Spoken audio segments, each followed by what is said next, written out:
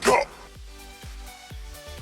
Hey, what's up, guys? Daiten Ademps here with Michael Vance, one of my head trainers here at TrueFit Bootcamp. And today we're going to go over 5 common mistakes that may be restricting your squat strength. So we're going to get right into it. The first thing that we're going to focus on is exactly proper bar placement. So we're going to show you what not to do. So the first thing that he's going to do is go for the really high bar squat there.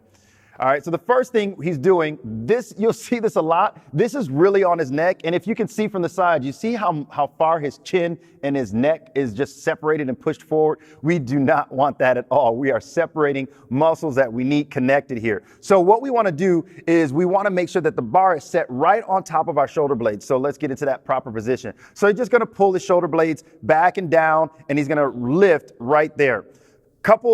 If you don't have big traps like Michael, if you go ahead and you shrug up, those shoulder blades the tips of the shoulders should be able to kind of touch this bar. If not, it's going to be going a little bit low, and we're not working on a low bar squat today. We're talking about a high bar squat. All right.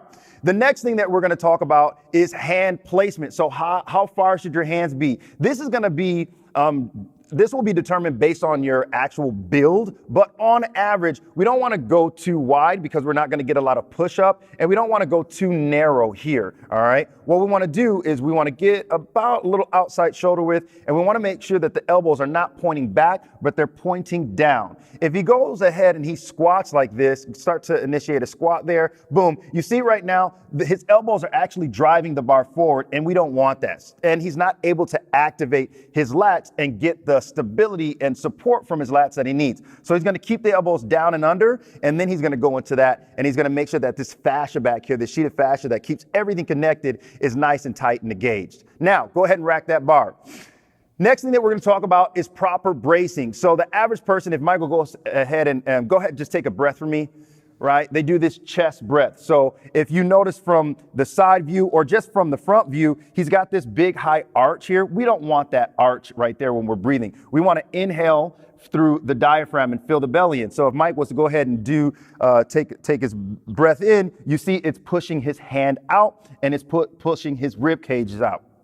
This is going to create bracing, getting all the abdominals activated and contracted. So now that he's got that belly nice and full, right, and we're not just trying to get a fat belly, we're trying to get nice and tight, I'm going to act like I'm going to hit him, and you notice he dropped his chest and engaged. That is the next step to proper bracing. So he's going to act like somebody's going to punch you in the stomach, and that rib cage is going to come down, and you're going to be nice and tight. So you fill that belly up, bear down, and now you're ready to go. All right, so go ahead and get under that bar again. All right, so he's got the bar there. He takes a couple steps back. I often see so many people take so many steps back, and we don't want to do that because imagine you've got 400 or 500 pounds here. Every step is going to break you. So we only want to do 2 steps. The next thing that we're going to focus on, I'm going to lift this here, is where we initiate the movement. So the first thing that most people do is they do this big anterior pelvic tilt where they have this huge arch in their back here. We don't want to see that, all right? Because what happens is we start to separate parts of the spine that need to be stacked and packed on top of each other. All right, go ahead, stand nice and tall. The next thing that I see is that they actually drive the hips back way too far. So go ahead all the way to that squat. Give me a high, push the hips back, back, back, back, back, back, back. All right. So if you notice, there wasn't a lot of movement in his actual legs, right? His legs are still pretty high. His butt is higher than his knees.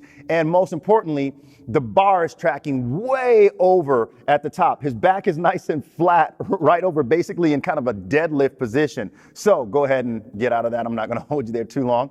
So what we want to do is we want to look at the bar's path. The bar path should pretty much go straight down towards the center of his foot. So if he goes into that squat, go ahead all the way down there. At the bottom of that squat, we're looking at this bar's position, and it's right directly over here. So we know the center of gravity is proper and that everything that needs to be engaged is engaged properly. Go to the bat position. Right there. All right, so you notice how far that bar is tracing forward. Next, when it comes to this position, go ahead and stand because I don't want to kill your back. We want to be activating the glutes, the hamstrings, and this hip area. When we have a huge separation between the butt and the calf, so go to that position, which most people do. Go ahead to a high squat.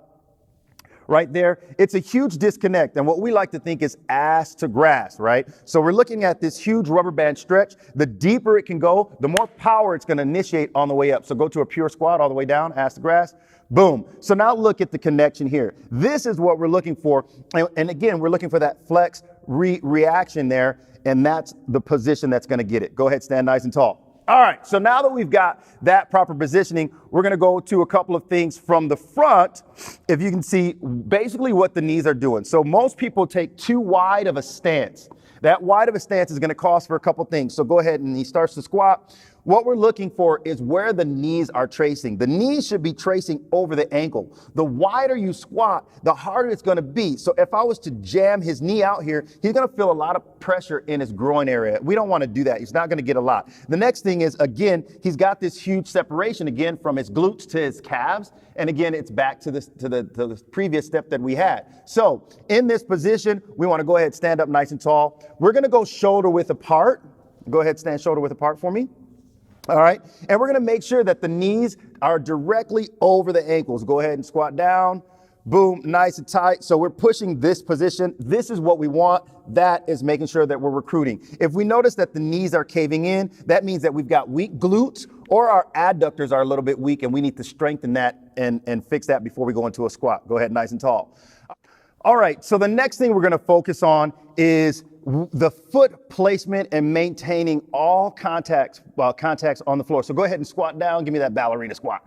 Boom. All right. So we're looking at the daylight right here. I should never see daylight at the bottom of the heel position. So go ahead and stand up nice and tall. So a couple different things that could be causing that. One, improper initiation at the knees, right? Remember, the first movement should be at the hip. We should be breaking at the hip and not the knee. So if I correct Michael and I tell him, don't start at the knee, start bending at the hip, and he still goes down into this high squat, like this high ballerina squat, then I know that we've got some ankle mobility restriction here, and I'm gonna have to get him to do some foam rolling and all of that kind of stuff. Go ahead, stand nice and tall. Now, couple different things. If you do have an injury, then yes, a lifter shoe with a higher arch here is gonna help with that.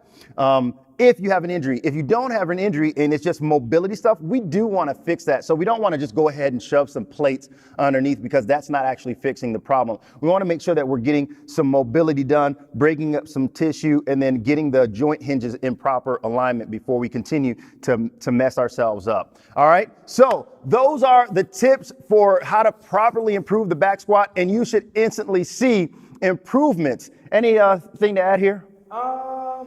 Warm up. Warm up, well, as always, you should warm up properly. So that being said, I hope these tips have been helpful. Go ahead, try them. Leave your comments below. And as always, if you're not a subscriber, subscribe to this YouTube channel. Till then, we'll see you on the next one. Take care.